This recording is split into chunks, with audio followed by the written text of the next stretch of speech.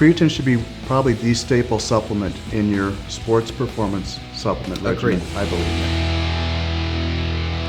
Hi, I'm Lee Labrada, and I am here with my friend and colleague, Dr. Dan Gartney, and we are going to be talking today about creatine. It is a supplement that a lot of bodybuilders and athletes have used over the years, and it's known to be relatively safe. But at the same time, there's been some challenges to that. And so let's talk a little bit about creatine challenges, how much you should take, and so forth. Oh, absolutely. Do you remember, Lee, it was 1995 when I first took creatine, the excitement that came with it? Because this was one of the first actually effective mass building and strength building supplements in the industry, and continues to be. The one thing that you find is that familiarity breeds contempt. People are very familiar with creatine. They think it's old school. They think that something else better has come along. Creatine should be probably the staple supplement, not counting protein as a supplement, but creatine should be the staple supplement in your sports performance supplement regimen, I believe. Yeah.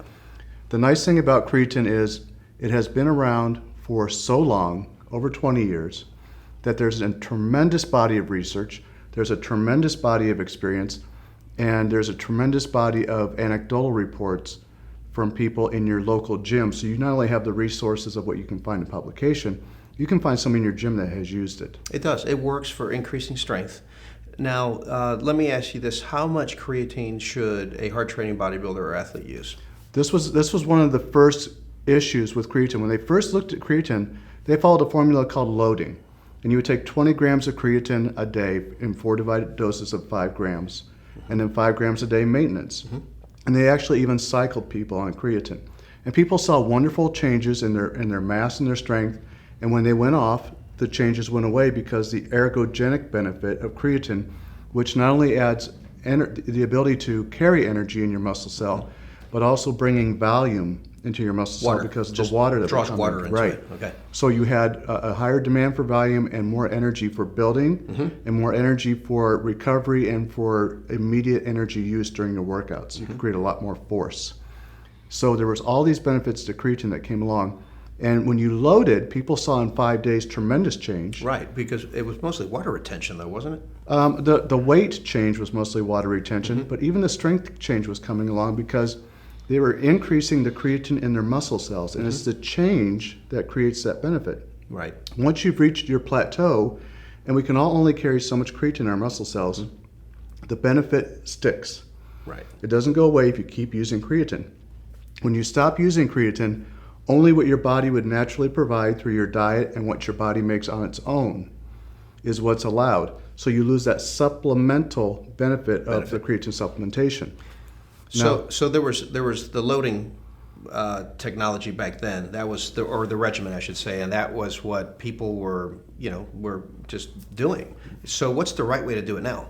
What they have found is that, number one, unless there is an immediate time need, you have a competition coming up in 2 weeks that you would need to be bigger and stronger for, maybe a power lifter, you have not used creatine for whatever reason, you've got 5 or 6 pounds that you can gain and you want to get a little bit of a boost.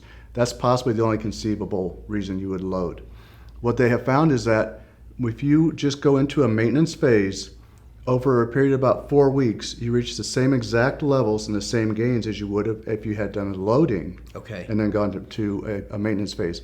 The nice thing is that you don't get the bloating, you don't get the gastric upset that comes from all that creatine in your stomach. Because some people do get upset from that. And some of the formulations use a very high sugar content with them too. Well, some of the old loading ones especially. Oh yeah. Had too high of a sugar. Dan, quick question then. How much per day should they take? Like what, 5 grams or something? 5 grams is a dose, they say, and it works for just about every body weight of a person. Okay. There was a wonderful talk I went to last year by Dr. Mark Tarnopolsky, who's in Canada, deals with children with mitochondrial disorders. Okay. They have nerve function problems because of mitochondrial disorders. That is a clinical condition that's treated with creatine. Interesting. And provides benefits. He's had these kids, children, and usually that's a very vulnerable group when you give a supplement or a drug to them, on creatine for over 20 years. With no problems. With no problems and no reason to take them off. So see, that leads me to my next question because, I've heard that creatine is generally safe, and I have heard also of some people challenging that, and wanting to, let's say high school athletes should not take it, that kind of thing. So that's Where do you stand on that? Well, there were several cases that came along during a time when people were trying to find a problem with creatine, because there's always concern. The medical community always wants to make sure it's not a problem. And a couple people came through that had some kidney problems that took creatine, and their kidney problems were there, and in some cases they worsened. Not due to the creatine, just during the time of their Pre-existing creatine use. conditions. Right. There were also some wrestlers and some others that had dehydration issues, and most athletes were taking creatine then. But if you ever wrestled, you know that to make weight, you dehydrate. Right.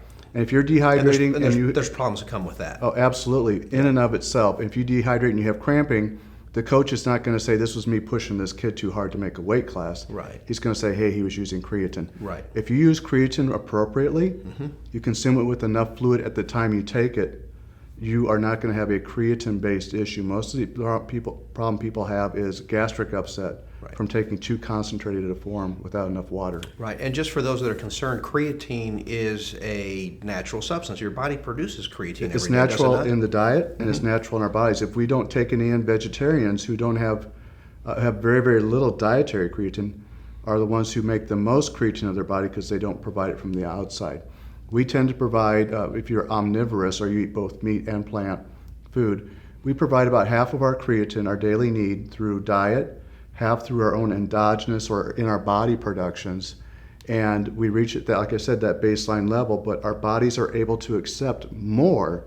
But to get that much more, you have to take it in a concentrated or supplement form, because the food requirement to get that would be excessive. I've heard like 5 pounds of meat just to get 5 grams of creatine. Depending on the source like of the meat and right? the food product you're talking about. Yeah. It would be an insane amount of food. It would be an insane cost and an insane number of calories. So we both agree that after protein, that the creatine monohydrate is a great supplement for athletes. It should be in the base of every athlete, and even more interesting is they're finding a lot of benefits for general population and aging population. Interesting. Yes.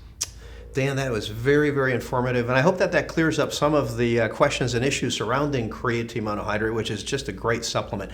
I'm Lee Labrada, and I would like to invite you to check out our website, labrada.com. We've got a free newsletter that we send out every week by email that you can sign up for there. We've got over 100,000 people that are taking advantage of that and using it to get all of the nutritional, motivational, and training information that they need. We hope that you'll join us there, and we hope that you'll join us for our next tip.